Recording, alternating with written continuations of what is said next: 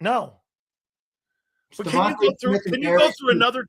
Can you go through another year dealing with this guy's bullshit? Yeah, dude. What do you mean? Okay.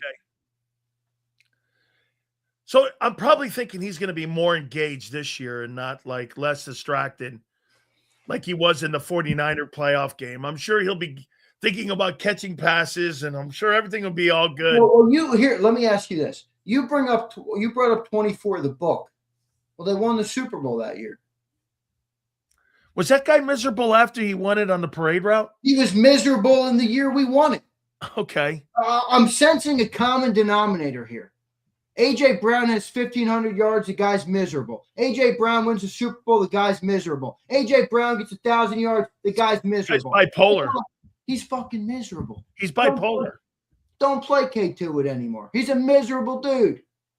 And remember, I'm not chirping him for that because most people who want to be great are miserable. It's a miserable life. It's truth. You know that. I mean, ask Tom Yes, I do. Guy talks about it all the time. It's miserable. Ask Tiger Woods. You know, he tells the story. I'm walking out to practice after a round of golf at the Masters, wherever he was. There's John Daly in the bar drinking 8 beers. You know, I had to go and work 18 hours a day to be the best. John Daly, if he would put in my work ethic, he'd have been the best easily. He was way better than me. John Daly lived a nice, relaxing life, but he wasn't the best. Tiger wanted to be the best, so he had to work 18 hours a day. It was a miserable life, but it was a big reward. So John Daly, at the end of the day, had a better life than Tiger's had. Beauty is in the eye of the beholder. So I don't know. Right. I'm taking the greatness. I'd rather struggle and go for the greatness. But okay, so I want to do another analogy for you here. Ready?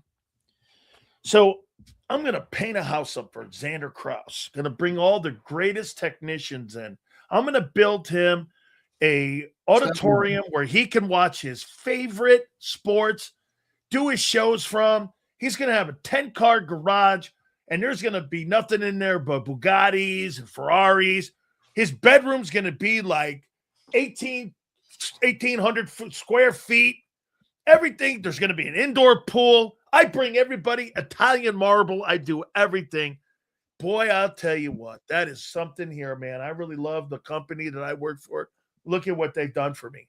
Here's A.J. Brown and what they've done to his new house. They brought in some sort of dude that's been kind of a contractor and to build his house. They got another guy who's never built a bedroom. They got another guy who doesn't even know how to put a pool in, but he's going to put the pool in anyway. And I'm living in this house going, you're really trying to convince me that you've done enough to make me want to live in this house? You've done enough for me to want to convince to stay here? Do you think the Eagles have done enough in the offseason? Analogy. Hold on. Do you think the Eagles have done enough for the A.J. Brown to go, wow, that's really changed. I really want to stay here. Is 32 large not enough? No, because he can get it anywhere. No. Stop with the money. He'll get 32 anywhere. Anywhere. Oh. Tell you what, he goes to a high-volume passing attack, and you see those 100-yard reception years and 1,400 yards, he'll get another bag of money.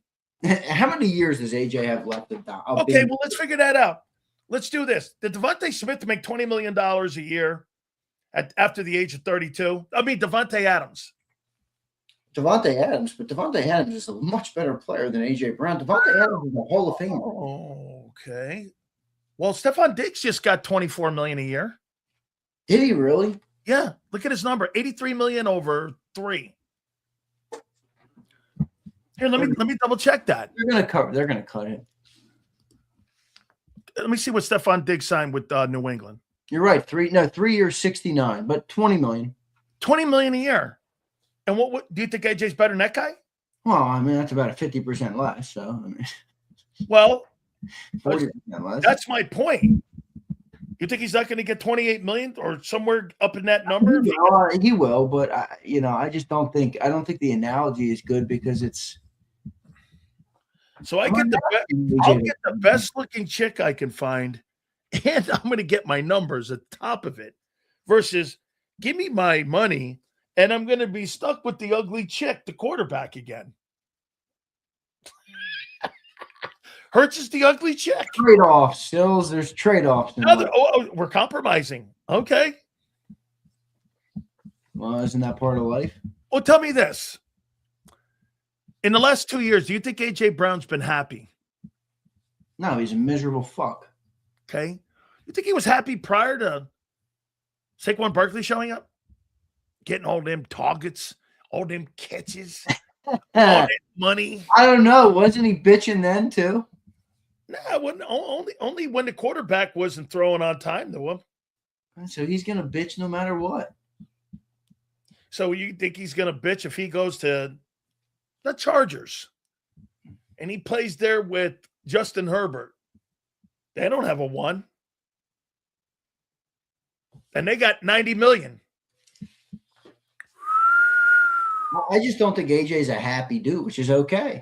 I'll tell you what can make I'm not a happy guy. There's nothing about me that's I don't radiate happiness, nor do I look for happiness. I don't seek to be happy.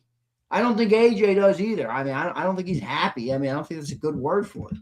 Fuck cares if he's happy or not. So you're going to keep lose a trade just to placate him. Now, if he's going to blow the team up, I guess you got to do it, which is where he might be able to hold you hostage. But I just have a hard time.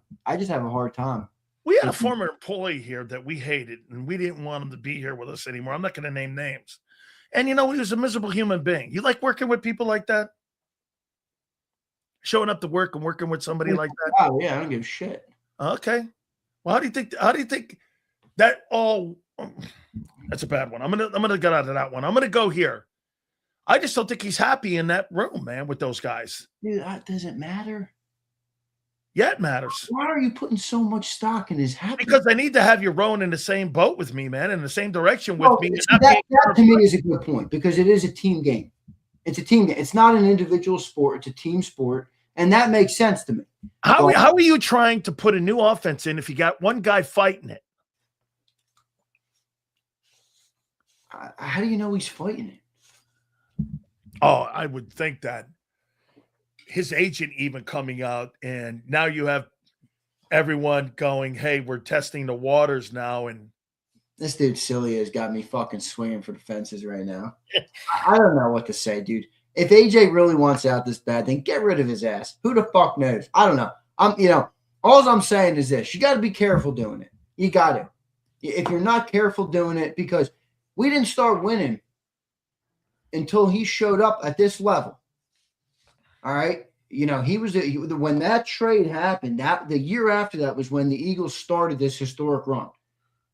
So it wasn't hurt. He's the only reason. I'm just saying he's a part of it. So if you're going to remove him, is the team built enough to be able to manage not having him? Remember, you bring up the quarterback all the time. Well, now the quarterback's going to have one less, big target to throw to. How does that affect him? How does that affect the Sean Mannion new offense? How does it affect Sirianni? How does it affect the defense? All of these things have to go into the equation.